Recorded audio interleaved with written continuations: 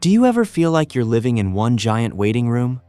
We, those of us born between 1981 and 1996, were raised with an ironclad belief: if you study hard, get that degree, and put in the work, the world will be your oyster. We are the generation of participation trophies and gifted child labels. But the truth is, when we finally stepped out into the real world, that door didn't swing open. Instead, it was slammed shut and triple locked by 2 economic crashes, a global pandemic, and a housing market that honestly feels like a cruel joke. Many call us the generation born with dirt spoons but chasing diamond dreams. Today, DeepShift is going to peel back the layers of the psychology behind this disconnect. Why is the most invested in generation in history feeling like a bunch of overeducated failures? In psychology, there's a term for this called cognitive dissonance. It happens when your inner beliefs clash violently with your outer reality. The belief, I am special, I'm going to be successful and financially independent by the time I'm 30. The reality, you're 32, grinding 10 hours a day, and you still have to split an apartment with 2 roommates just to afford rent in New York or San Francisco. This conflict creates a kind of psychological toxicity.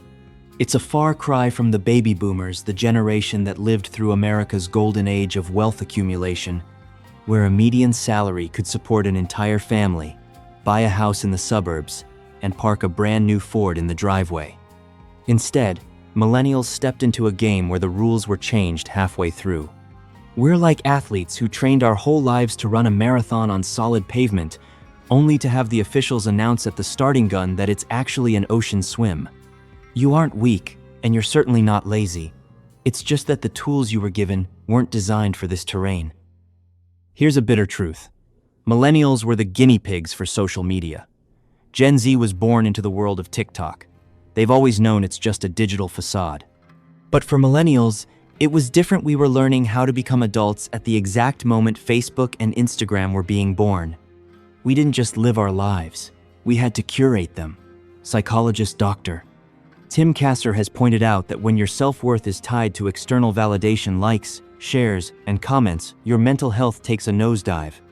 You see a high school friend checking in from Switzerland, or a former coworker showing off a brand new car. Your brain doesn't realize you're just looking at their highlight reel. It defaults to thinking that's the social gold standard. The result? An entire generation constantly feeling like they're falling behind, haunted by FOMO even when they're giving it their all. We are running a marathon where our competitors are nothing more than someone else's filtered reality.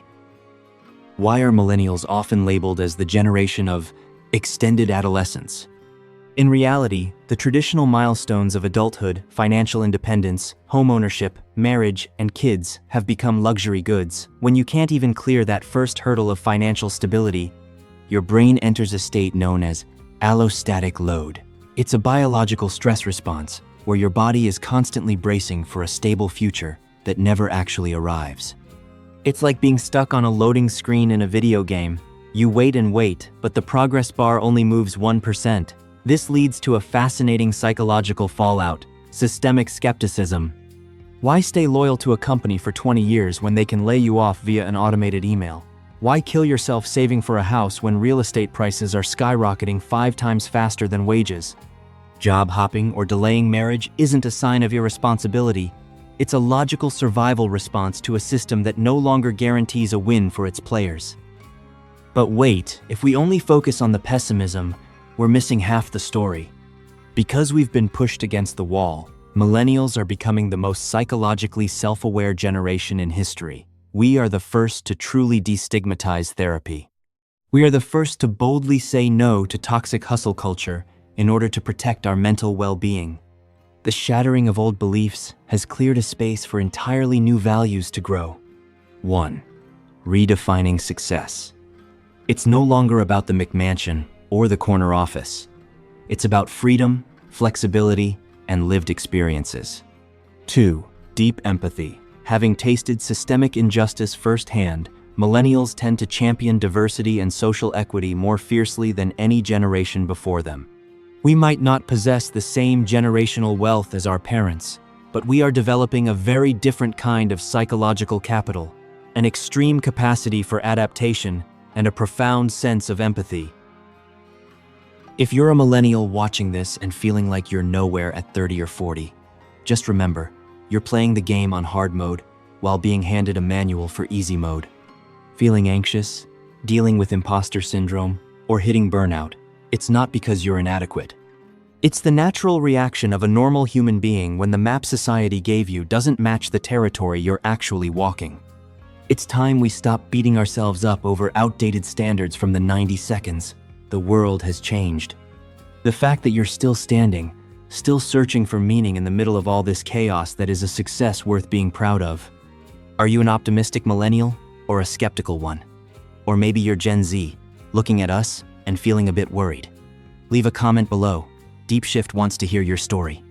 Don't forget to hit like and subscribe as we continue to decode the hidden corners of the human psyche.